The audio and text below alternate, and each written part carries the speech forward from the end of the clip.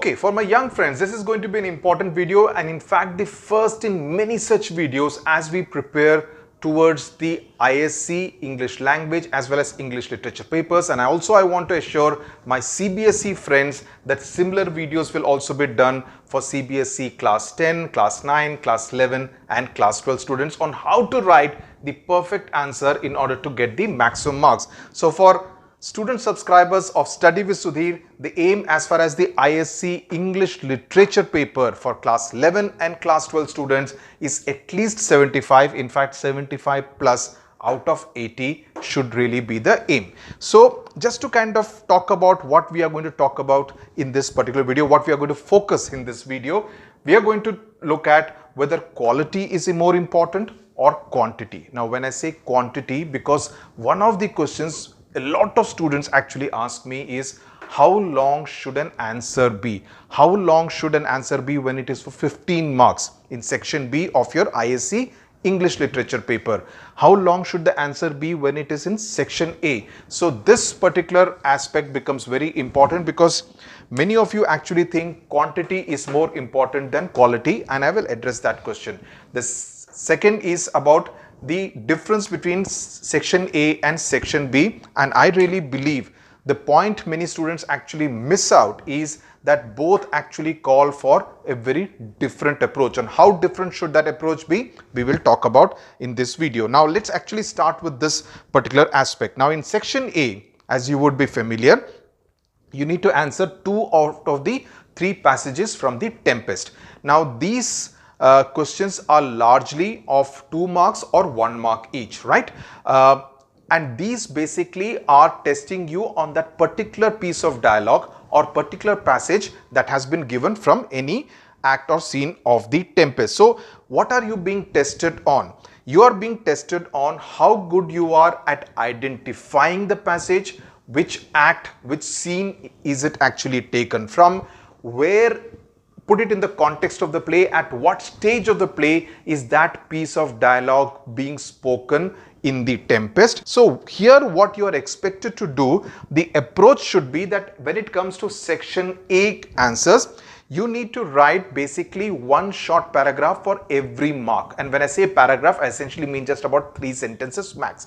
Some of the questions, at least 2 out of those 5 questions will be for 1 mark. There will be 4 questions for 2 marks, and 2 marks question generally there will be 2 parts, which means each part carries 1 mark. So you need to read the question carefully and attack and target what is being asked in that very specific question to get that 1 mark for that. So it's very easy in fact to score a perfect 20 on 20 as far as your section A is concerned. So you should really target to do that for everyone. So if you have read and understood the Tempest well, you will be able to do that quite comfortably. And the only difference is that unlike ICSE class 10, where you could afford to leave out some scenes of the Merchant of Venice and concentrate only on the important scenes like the court scene, the casket scenes, the introduction scenes. If you did those well, you had a good chance of at least answering 1 MOV well.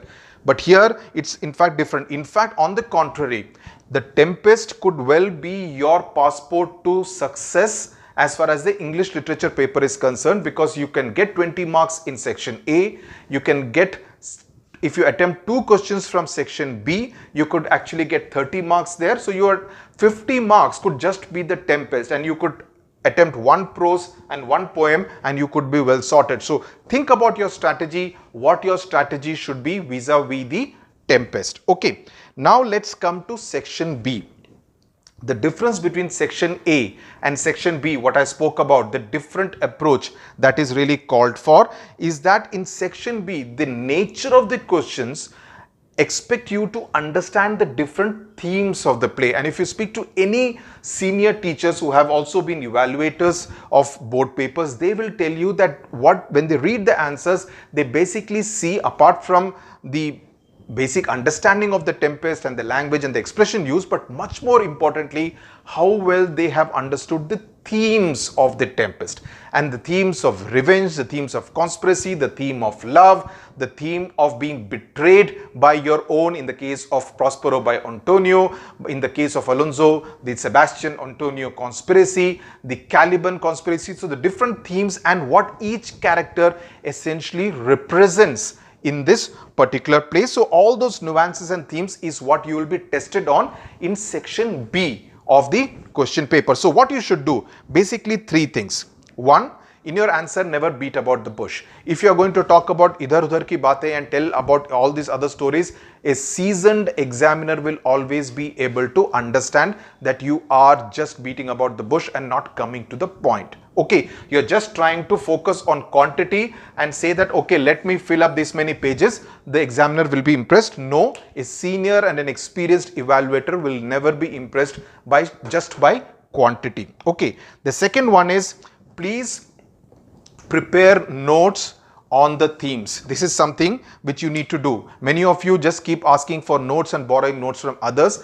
I suggest once you have listened to the explanation, and if you really want to get a 75 plus out of 80, you need to prepare your own notes. You basically look at the themes. If you say, okay, the theme of revenge, and you look at different instances from different scenes and you just quote it, once you have done it, it actually acts as your first revision. And trust me, I'm saying this from experience, it will serve your cause much better than actually living with borrowed notes. Okay, the other third point that you need to also prepare is the character analysis of the principal characters. Miranda, Ferdinand, Prospero, Alonso, Sebastian, Antonio, Caliban, Ariel. If you do these 9-10 characters, whatever number of characters I have actually counted, you will be able to do that closer to the examinations once we have finished with the entire Tempest, which I am expecting definitely to finish much before the month of November is out.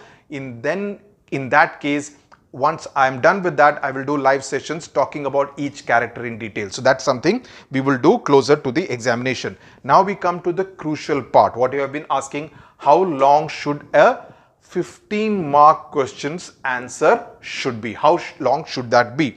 Now, see, different students have different handwriting size. So there is no, that every student will write in the same handwriting size. But let's take an average medium size handwriting.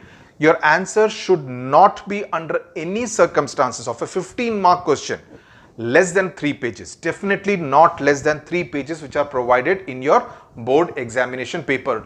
You have all given 10th class board examinations, so you are familiar with the size of a typical answer sheet. Not less than 3. You don't necessarily need to make it more than 4. So between 3 and 4 would be the ideal sized answer. Okay, but again, it doesn't mean that if you have filled up 3.5 pages or 4 pages, you will get a good 13 on 14. It will obviously depend on the content and the quality of your answer, right? What you need to do in that case, you need to quote from the text. You quote from the text, and when I say you quote from the text, it does not mean that you need to remember longish lines. No, you don't need to. You don't need to learn Shakespearean long lines. But if you quote 1 word, 2 words kind of thing, it will actually show your familiarity with the text, and you need to put it in inverted commas. You could even underline it, but if you put it in inverted commas, that will be good enough. And include the keywords which you could do to underline, and especially when you're talking about, say, a character analysis of Ariel. So if you are talking about the different aspects of Ariel, and if you're dividing it according to his different characters, you could write the big word in capital letters, underline it, and then detail it out, flesh it out in a paragraph or 2. That will really impress the examiner. Now let's do one thing. Let's take an example. In the 2019 paper, the 3-in-1 question which came, one of course is the one question which comes for 15 marks. Till last year it was 20 marks. This year it will be 15 marks. The other one is which is divided into 2 or 3 parts, right? So, for instance, narrate what Prospero tells Miranda about his past. This is from the first act, and the circumstances that brought them to the island. Okay, so here you need to give it in detail about what happened, the palace conspiracy, what Antonio did, what Gonzalo did, and how did they arrive on the island. The second part of the question was, how does Miranda react to this tale? What is Prospero's purpose in telling her this entire tale? So you need to bring out the nuances of the father-daughter relationship. How does she react? What was really Prospero's Prospero's purpose, and this is kind of setting for what unfolds later on in the play. The third part was, what do you conclude about Prospero from this conversation? So here you also need to, in the answers, you need to talk about the rotten carcass of the boat, in quotes, that they came on when they had to leave Milan in the dead of night, the palace conspiracy.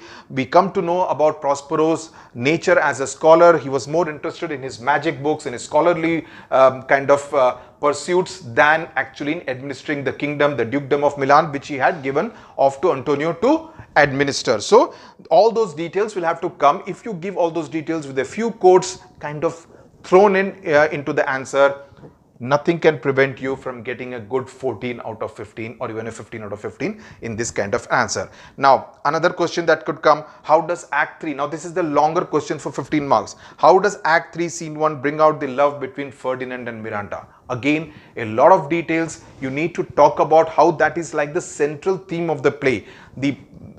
Prospero himself kind of creating the circumstances for these two youngsters to fall in love, or a detailed character analysis of either Caliban or Ariel, the theme of revenge as far as Caliban is concerned, of anger, of conspiracy.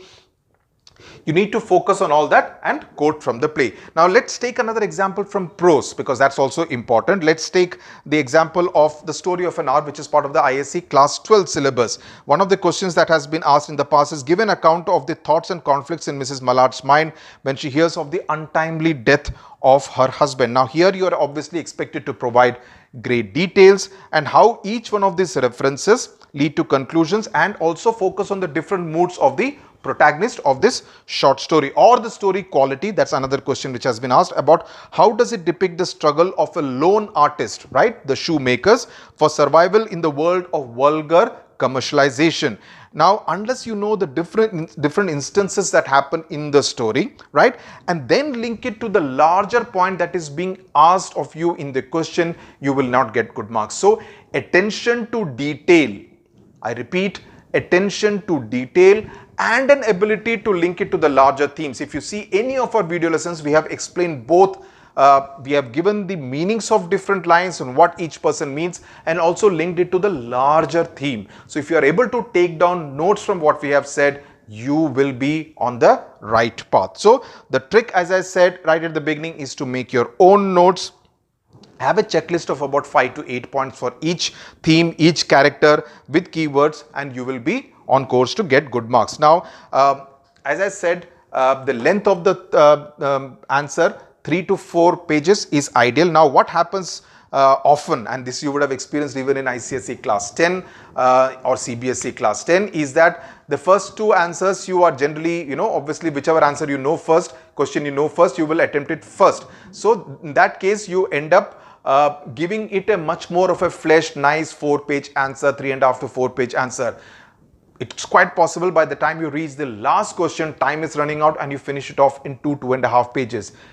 The examiner even subconsciously will register that difference and realize that he or she, the student, has not done justice to the last question. So the optics also matters in terms of, if your first 2 or 3 answers are a good 3 to 4 pages and the last one is just about 1.5 or 2 pages or 2.5, you could lose marks. So ensure that when it comes to your time management, you are able to kind of ensure that you have enough time to attempt each and every answer well. So ensure the points are covered, underline all the keywords, and this is yours for the taking. Okay, all the best to you. We'll continue with more such videos in order to give you tips to write the best ISC and CBSE and ICSE English answers in the English literature paper. Thank you very much for watching.